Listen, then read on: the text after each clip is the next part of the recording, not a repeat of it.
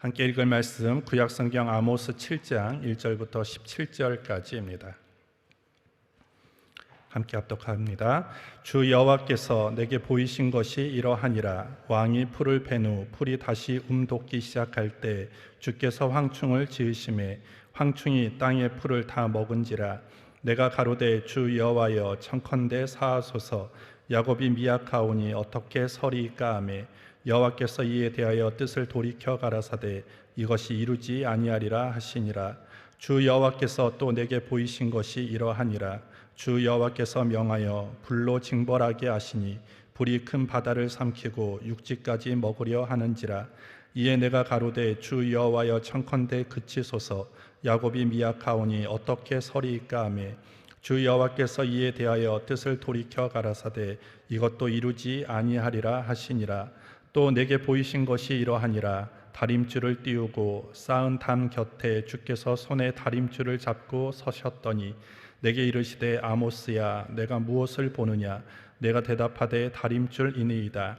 주께서 가라사대 내가 다림줄을 내 백성 이스라엘 가운데 베풀고 다시는 용서치 아니하리니 이삭의 산당들이 황폐되며 이스라엘의 성소들이 회파될 것이라.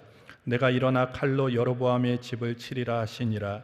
때 베델의 제사장 아마샤가 이스라엘 왕 여로보암에게 기별하여 가로되 이스라엘 족속 중에 아모스가 왕을 모반하나니 그 모든 말을 이 땅에 견딜 수 없나이다. 아모스가 말하기를 여로보암은 칼에 죽겠고 이스라엘은 정령 사로잡혀 그 땅에서 떠나겠다 하나이다 하고 아마샤가 또 아모스에게 이르되 선견자야 너는 유다 땅으로 도망하여 가서 거기서나 떡을 먹으며 거기서나 예언하고 다시는 베델에서 예언하지 말라. 이는 왕의 성소요 왕의 궁임이니라. 아모스가 아마샤에게 대답하여 가로되 나는 선지자가 아니며 선지자의 아들도 아니요 나는 목자요 뽕나무를 배양하는 자로서 양떼를 따를 때 여호와께서 나를 데려다가 내게 이르시기를 가서 내 백성 이스라엘에게 예언하라 하셨나이다. 이제 너는 여호와의 말씀을 들을지니라. 내가 이르기를 이스라엘에 대하여 예언하지 말며 이삭의 집을 향하여 경계하지 말라 하므로 여호와께서 말씀하시기를 내 아내는 성읍 중에서 창기가 될 것이요 내 자녀들은 칼에 엎드려지며 내 땅은 줄띄어 나누일 것이며 너는 더러운 땅에서 죽을 것이요 이스라엘은 정령 사로잡혀 그 본토에서 떠나리라 하셨느니라. 아멘. 오늘 제목 듣기 좋은 말만 듣기 원하십니까? 입니다. 7장 15절부터 16절 상반절까지 우리 다시 한번 읽겠습니다. 양떼를 따를 때 여호와께서 나를 데려다가 내게 이르시기를 가서 내 백성 이스라엘에게 예언하라 하셨나니 이제 너는 여호와의 말씀을 들을지니라. 교재 보겠습니다. 누구나 듣기 싫어하는 말이 있다. 이스라엘 백성들이 가장 듣기 싫어하는 소리는 너희는 망한다이다. 비록 죄는 지었지만 하나님의 선택받은 백성이 망한다는 것은 믿을 수 없는 일이기 때문이다. 그런데 아모스 선지자는 이 듣기 싫은 말을 이스라엘 백성들에게 반복적으로 선포한다. 본 장은 아모스 선지자가 본 5개의 환상 가운데 3개의 환상을 보여준다. 첫 번째 환상은 황충의 재난으로 아수르 군대의 공격과 침략을 예고한 환상이다. 황충은 아수르를 상징하고 풀은 이스라엘을 상징하는데 풀은 다시 돋을 때 황충이 땅의 풀을 다 먹어치운다. 두 번째 환상은 불의 심판으로 불이 큰 바다를 삼키고 육지까지 먹으려 하는 환상이다. 아수르의 공격은 무서운 불의 심판과 같을 것이다. 세 번째 환상은 소위 다림줄 환상이다. 다림줄은 건축 도구로서 건물의 수평을 측정하는 것이다. 하나님께서는 이스라엘이 하나님보다는 세상의 것에 탐닉해 세상으로 기울여졌기 때문에 건물을 헐듯 이스라엘을 멸망시키겠다고 말씀하신다. 이스라엘 백성들이 풍요와 안락을 바라보며 안심하고 기뻐할 때 아모스 선지자는 하나님의 명령으로 멸망을 선포한다. 제사장 아마샤는 멸망을 선포하는 아모스를 향하여 다시는 베델에서 예언하지 말라고 하며 듣기 싫은 말을 멈추라고 한다. 많은 사람들은 들어야 할 말이 아니라 자신이 듣고 싶은 말만을 듣기 원한다. 그러나 듣기 싫은 말은 약이 되고 듣기 좋은 말은 병이 된다는 말처럼 지금 내가 가장 듣기 싫은 말이 있다면 그 말이 나에게 가장 필요한 말일 것이다. 우리가 지금 읽고 있는 아모스는 총 9장으로 구성되어 있습니다. 그리고 오늘부터 읽을 7장부터 9장까지가 아모스의 마지막 부분에 해당합니다. 어저께까지 읽었던 아모스 6장까지는 이스라엘 백성들의 죄악을 낱낱이 지적하고 있었습니다. 그리고 9장까지, 오늘 7장부터 9장까지는 총 5개의 환상을 기록하고 있고요. 특히나 오늘 7장에서는 3개의 환상, 황충, 즉 메뚜기 환상과 불환상, 다림줄 환상에 대해서 기록하고 있습니다. 오늘 본문, 즉 3가지의 환상을 통해서 우리가 알고 또 실천해야 될 것이 무엇인가를 잠시 살펴보겠습니다. 첫 번째로, 우리 하나님은 긍휼과 자비의 하나님이자 공의의 하나님이십니다. 아모스 시대, 즉 여로보암 2세 때 북이스라엘은 군사적으로 매우 강했고요. 그리고 경제적으로 매우 부유했습니다. 겉으로는 모든 것들이 부유하고 강성했지만 그 뒷면에는요, 수많은 그런 문제들을 안고 있었습니다. 부익부 빈익빈 현상이 극심해져서 가난한 자들은 더 착취를 당해서 더 가난한 삶을 살아가고 있었고요. 그리고 부유한 자들은 사치를 부리며 살아갔습니다. 권력자들은 뇌물을 받았고 또 재판하는 자들은 그 뇌물을 받고 불공정한 재판을 일삼았습니다. 장사꾼들은 저울을 속일 정도로 타락했고요. 그리고 그 모든 것들을 잘 이끌어가야 할 종교마저도 우상 숭배하고 그리고 혼합 종교, 기복 신앙으로 인해서 종교마저도 타락해졌습니다.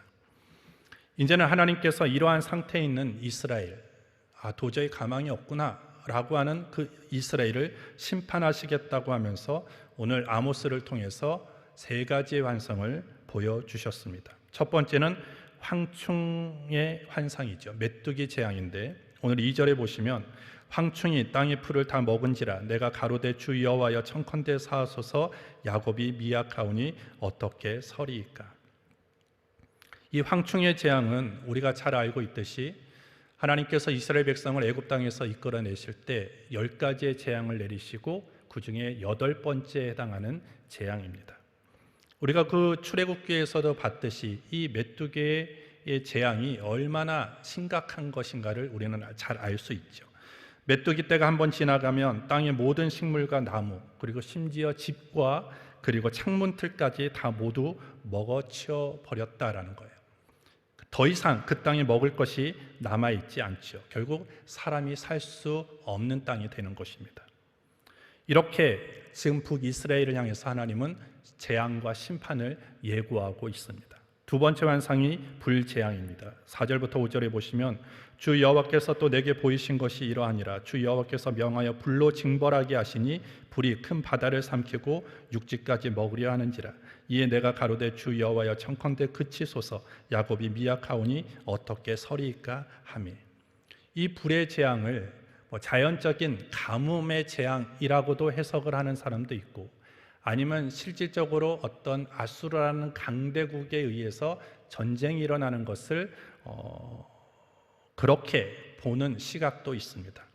어쨌든 이 불의 재앙은 바다를 삼킬 정도로 그렇게 큰 재앙이라는 것을 오늘 성경이 오늘 말씀하고 있습니다. 그리고 3번째 환상은 다림줄을 잡고 계시는 주님의 환상입니다. 7절부터 9절에 보시면 또 내게 보이신 것이 이러하니라. 다림줄을 띄우고 쌓은 담 곁에 주께서 손에 다림줄을 잡고 서셨더니 내게 이르시되 아모스야 내가 무엇을 보느냐. 내가 대답하되 다림줄이니이다. 주께서 가라사대 내가 다림줄을 내 백성 이스라엘 가운데 베풀고 다시는 용서치 아니하리니 이삭의 산당들이 황폐되며 이스라엘의 성소들이 회파될 것이라. 내가 일어나 칼로 여로보암의 집을 치리라 하시니라.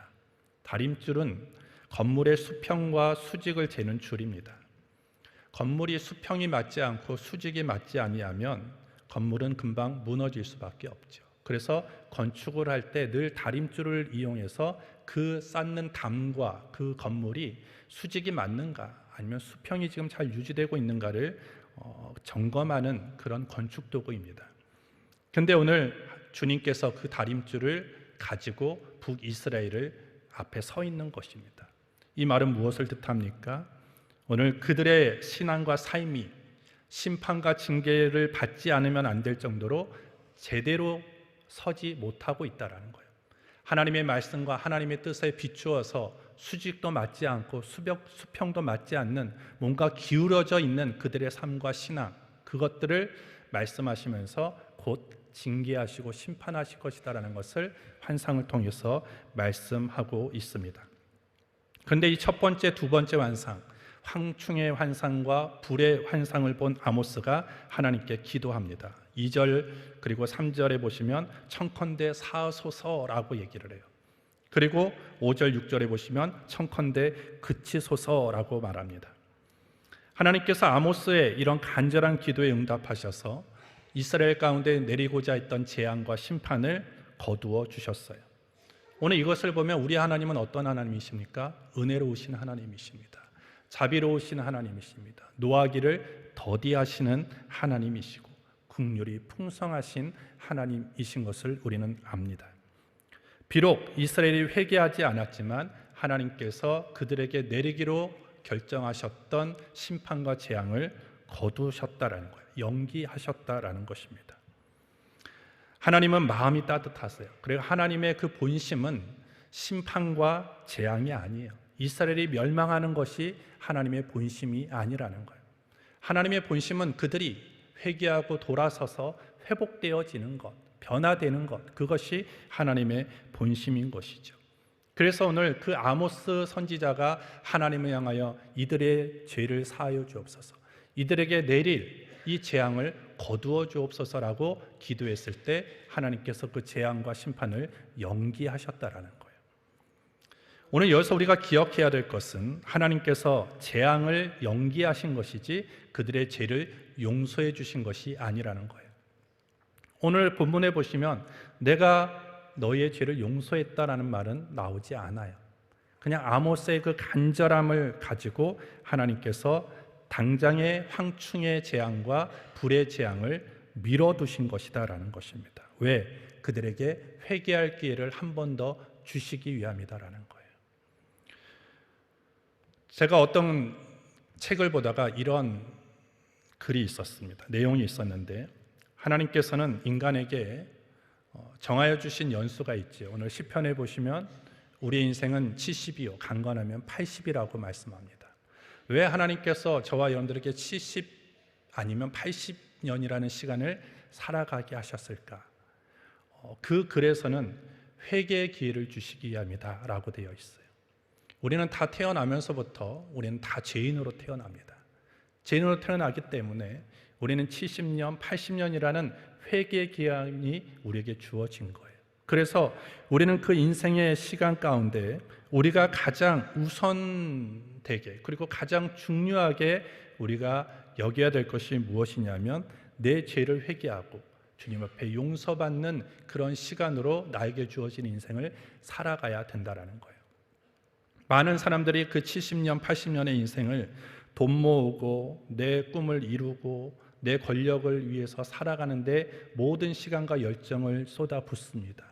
하지만 그 모든 것들을 이룬다 할지라도 내가 주님 앞에서 나의 죄의 문제가 해결되지 않았다면, 죄를 회개하고 용서받지 않았다면 우리 인생은 이와 같이 우리는 또 재앙 앞에 설 수밖에 없는 거예요. 심판 앞에 설 수밖에 없는 것입니다. 따라서 오늘 저와 여러분들이 우리는 돈도 벌어야 됩니다. 좋은 명예도 얻어야 됩니다. 하지만 그것보다도 우리가 더 중요한 것은 내 죄를 회개하고 내 죄를 용서받고 내 인생에서 이것이 가장 중요한 것임을 깨닫고 날마다 회개함으로 살아갈 수 있는 우리 모두가 되어져야 될 줄 믿습니다. 오늘 북이스라엘은 결국 심판을 받았습니다. 왜 그렇습니까? 환상을 통해서 보여주셨던 것처럼 심판을 받았는데 또 기회를 주고 또 기회를 줬음에도 불구하고 그들이 회개하지 않았어요. 재앙을 거두고 재앙을 연기하면서 회개의 기회를 주셨고 또 회개의 기회를 주셨지만 그들은 회개하지 않아서 결국 심판이 이루어질 수밖에 없었다라는 것입니다. 하나님의 인내도 한계가 있어요. 하나님이 긍휼과 자비가 많으신 분이시지만 한없이 기다리시는 분은 아니시다라는 것입니다. 악인을 무한정 용서하시고 악인을 무한정 기다리시는 하나님이 아니라는 것이죠. 따라서 오늘 우리가 여기에서 우리가 알 수 있는 건 뭡니까? 하나님께서는 긍휼과 자비가 많으신 분이세요. 하지만 우리가 더 주목해야 될 것은 회개하지 않는 죄에 대해서는 하나도 용서하지 않는 공의로우신 하나님이시다라는 거예요. 하나님은 사랑의 하나님, 긍휼의 하나님, 자비의 하나님이라고 해서 그 모든 죄를 덮어놓고 가시는 분이 아니시다라는 거예요. 그 죄를 우리가 하나님 앞에 철저하게 회개하면 주홍같이 붉은 죄라 할지라도 흰눈보다도 더 희게 씻어줄 그런 용서와 긍휼의 하나님이시지만 우리가 회개하지 않을 때는 우리 또한 심판 앞에 설 수밖에 없다는 것을 우리는 꼭 기억하시고, 오늘 우리가 죄를 감추려 하지 마시고 하나님 앞에서 하나님, 내가 이거 잘못했습니다. 하나님, 내가 이것을 실수했습니다. 하나님, 나를 용서해 주십시오. 나는 죄인입니다. 내가 이 모습 그대로 주께 왔사오니 저를 받아주시고 용서하여 주옵소서 라고 주님 앞에 간절하게 나아갈 때 하나님께서는 우리의 모든 죄를 용서하여 주시고 우리를 회복시켜 주시게 될 줄 믿습니다. 두 번째로, 우리는 악인에 대해 분노하는 것에 멈추지 말고 안타까움과 긍휼의 마음을 가지고 기도해야 하는 것입니다. 오늘 이 환상을 본 아모스는 이 상황이 굉장히 심각하구나라는 것을 알았습니다. 북이스라엘이 이제는 하나님이 내리시는 이 재앙을 감당하지 못할 것이다 라는 것을 알았습니다. 그래서 그는 기도하지요. 앞에 말씀드렸듯이 2절, 3절, 그리고 5절, 6절에 보시면 하나님을 향하여 기도합니다. 하나님, 그들의 죄를 사하여 달라고, 그들에게 내릴 그 재앙을 그쳐달라고 간절히 기도하였습니다. 이렇게 기도했을 때 하나님은 아모스의 간절한 기도를 들으시고 하나님의 그 뜻을 돌이키셨습니다. 이렇듯 하나님은 원래의 계획을 누군가의 기도와 누군가의 회개를 통해서 바꾸시기도 한다라는 것입니다. 오늘 여기서 우리가 좀 다시 한번 생각해 볼 것은, 우리 하나님은 변함이 없으신 분이신데, 변함이 없으시는 분인데 하나님이 계획한 것을 변화시킨다고, 바꾸신다고, 이게 하나님의 성품과 맞는 것인가? 라고 질문할 수도 있어요. 오늘 하나님은 변함이 없는 분이세요. 뭐의 변함이 없느냐? 사랑의 변함이 없는 분이십니다. 사랑의 변함이 없기 때문에 하나님은 그 사랑을 우리에게 보여주시기 위해서 하나님의 계획을 바꾸신다라는 거예요. 하나님이 우리에게 내릴 재앙도 우리가 회개하면 나는 그 재앙도 거둘 것이다, 나는 그 심판도 나는 바꿀 의지가 있다라는 것을 오늘 이 환상을 통해서 우리에게 보여주시는 것입니다. 오늘 아모스는 남쪽 유다 사람이죠. 근데 그가 와서 하나님의 말씀을 어디에서 전합니까? 북이스라엘에 와서 전합니다. 하나님의 말씀을 목숨을 걸고 지금 전하고 있어요. 북이스라엘에 와서 아모스가 전했던 그 모든 말씀의 메시지의 내용은 무엇입니까? 너희는 회개하라는 것입니다. 그리고 하나님이 너희를 심판할 것이다 라는 것입니다. 아주 냉혹한 그런 메시지, 심판의 메시지만 전했죠. 하지만 우리가 뒷면에 보면 아모스는 그렇게 냉혹하고 차가운 심판의 메시지만 정한 것이 아니라 그들을 위해서 눈물로 기도했다라는 거예요. 오늘 여기서 보면 우리는 누구가 생각납니까? 아브라함과 모세가 생각나죠. 소돔과 고모라를 심판하시겠다는 그 하나님 앞에 가로막고 의인 10명이라도 있다면 그래도 하나님께서 이 소돔과 고모라를 심판하겠습니까? 하나님 앞에 가로막고 있는 아브라함이 생각나요. 모세도 마찬가지입니다. 금송아지를 만들어서 하나님 앞에 무서운 죄를 범한 자기 동족 이스라엘의 용서를 하나님 앞에 구합니다. 내 이름이 생명책에 빠지더라도 하나님, 우리의 민족을 용서해 달라고 기도하는 이 모세의 이 모습을 우리는 아모스에서 우리는 발견할 수 있습니다. 오늘 타락하고 범죄한 이스라엘 백성이었지만 아모스는 그들을 향해서 돌아오기를, 하나님의 그 심판의 메시지를 전하는 것에만 멈춘 것이 아니라 그들을 위해서 기도했다라는 거예요. 그들의 회복을 위해서, 그들의 그 용서를 구하는 중보의 기도가 있었다라는 것입니다. 오늘 저와 여러분들에게 필요한 것이 이러한 아모스의 영성, 아모스의 기도라는 것입니다. 오늘 우린 주변에서 일어나는 수많은 말도 안 되는 일들을 우리는 자꾸 봅니다. 세상에 이런 일이 일어날 수 있어? 정말 이게 정말로 과연 있을 수 있는 일이야? 어떻게 사람이라면 그런 일을 할 수 있어? 라고 하는 그런 말도 안 되는 일들이 우리 주변에서 일어나요. 그리고 그런 사건을 보고 그런 사람들을 바라보면서 우리는 분노합니다. 근데 오늘 그리스도인들은요, 분노에만 그쳐서는 안 되고 아모스처럼 우리는 긍휼히 여기는 마음으로, 불쌍히 여기는 마음으로, 안타까운 마음으로 그들을 위해서 기도해야 되는 거예요. 우리 나라가 말도 안 되는 지금 상황이 있다. 나라를 위해서 우리가 분노하는 것이 아니라 기도해야 됩니다. 우리의 사회가 말도 안 되는 사회가 되어가고 있습니까? 우리는 분노하는 것에만 멈추는 것이 아니라 나라와 사회를 위해서 기도해야 된다는 것입니다. 원수를 미워하는 것, 악한 자들을 바라보고 여러 가지 수많은 그런 악한 일들을 바라보면서 분노하는 것은 누구나 다 합니다. 하지만 그들을 위해서 기도할 수 있는 것은 그리스도인밖에 없다라는 것입니다. 우리가 아니면 누가 원수를 위해서 기도하고 악한 자들을 위해서 기도하겠습니까?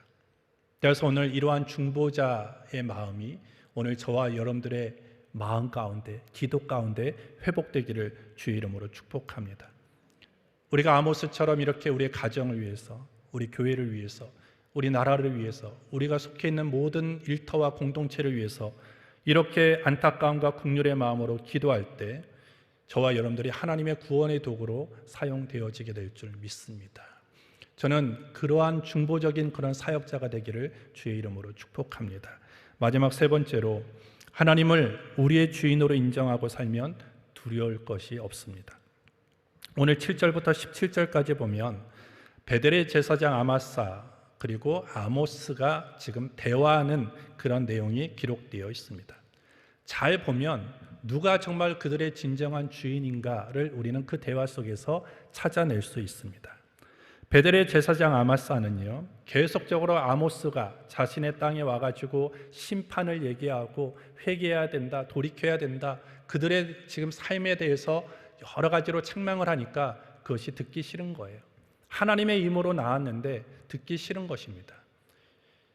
그랬다면 오늘 베델의 제사장 아마사가 진짜 하나님을 왕으로 모시고 있는 진정한 제사장이었다면 그는 하나님 앞에 물어야 되는 거예요. 그리고 그 메시지를 듣고 그도 기도하면서 정말로 하나님의 메시지를 전해야만 했던 사람입니다. 근데 지금 이 아마사는 하나님 앞에 묻지 않아요. 잘 보면 하나님 앞에 묻지 않습니다. 누구한테 가요? 여로보암 왕에게 가는 거예요. 그리고 그가 12절 13절부터 이렇게 얘기합니다. 아마샤가 또 아모스에게 이르되 선견자야, 너는 유다 땅으로 도망하여 가서 거기서나 떡을 먹으며 거기서나 예언하고 다시는 베델에서 예언하지 말라. 이는 왕의 성소요 왕의 궁임이니라. 너가 왜 베델에 와서 왜 예언하느냐라는 거예요. 여기는 여로보암의 성소요 여로보암의 땅이라고 지금 얘기를 하는 것입니다. 결국 아마사의 왕은요, 여호와가 아니었어요. 하나님이 아니었고 여로보암이었다라는 것입니다. 표면적으로 제사장이어서 하나님을 섬기는 듯한 그런 직분을 가지고 있지만 그의 삶의 방식과 그 마음의 자세, 그리고 그의 입술에서 나오는 모든 고백들을 보면 그는 하나님을 섬기는 제사장이 아니었고 왕을 두려워하고 그리고 왕을 믿는, 그리고 왕을 주인으로 섬기고 있었다라는 것입니다. 그에 반하여 아모스 선지자는 어떻게 합니까? 그의 대화의 내용을 보면 계속적으로 하나님을 언급합니다. 하나님께서 내게 이르셨다. 하나님께서 나를 데려가셨다. 하나님께서 말씀하셨다. 계속 하나님, 여호와 하나님을 언급하고 있다라는 것입니다. 이건 뭐예요? 자기가 여기에 온 것도, 내가 지금 말씀을 전하는 것도 모든 동기는 하나님이다라는 것입니다. 결국 이 아모스의 마음속에는 여로보암이 아닌 하나님으로 가득 차 있다라는 거예요. 그래서 여로보암의 그 삶의 주인은 하나님이었다라는 것입니다. 그래서 그는 하나님이 자신의 삶의 주인이고 하나님이 자신의 삶의 왕이었기 때문에 그 어려운 메시지를 전하는 그 자리에서도 담대하게 말씀을 전할 수 있었고, 그리고 전혀 사람들이 듣지 아니하고 도리어 기득권층에서 수많은 반발과 그를 추방하려고 하는 그 위협 앞에서도 절대 굴하지 않고 주의 사명을 이루어 갈 수 있었다라는 것입니다. 하나님이 누구를 사용하십니까? 하나님을 내 삶의 주인으로 삼고자 하는 자, 하나님을 내 삶의 왕으로 삼고 살아가는 자를 하나님이 사용하신다라는 거예요. 오늘 아모스는요, 제사장의 어떤 그런 훈련을 받은 사람이 아니에요. 오늘 그가 얘기했듯이 그는 뽕나무를 배양하는 사람이었습니다. 근데 그가 삶의 하나님을 주인으로 삼고 하나님을 왕으로 인정하는 순간 하나님의 나라와 의를 위해서 주의 사역의 귀한 도구로 쓰임 받고 있다라는 것입니다. 오늘 우리는 세상에서 많은 모양으로 살아갑니다. 또한 많은 직분을 가지고 살아갑니다. 중요한 것은 직분 자체가 아니에요. 내 마음 가운데 누가 진짜 왕으로 자리 잡고 있는가, 그것이 중요합니다.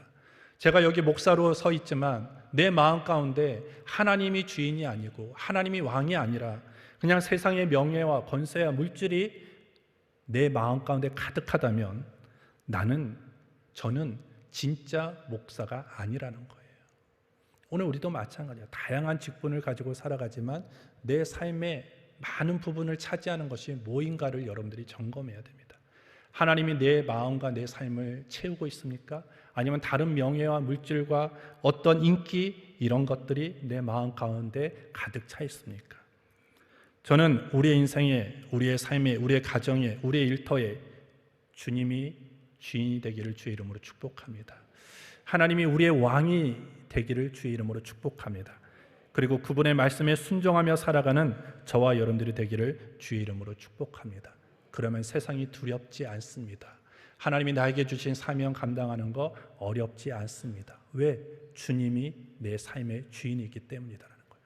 그런 믿음을 가지고 오늘도 걸어가게 되기를 예수님 이름으로 축복합니다. 그래서 우리의 진정한 왕이 하나님이고 내 삶의 진정한 왕이 하나님이심을 고백하는 자가 우리는 바른 직분자가 될 수 있고 바른 사명자가 되어질 수 있게 되어지는 것입니다. 오늘도 주신 말씀 붙잡고 믿음의 선한 삶에서 승리하는 하루 되기를 예수님의 이름으로 축복합니다.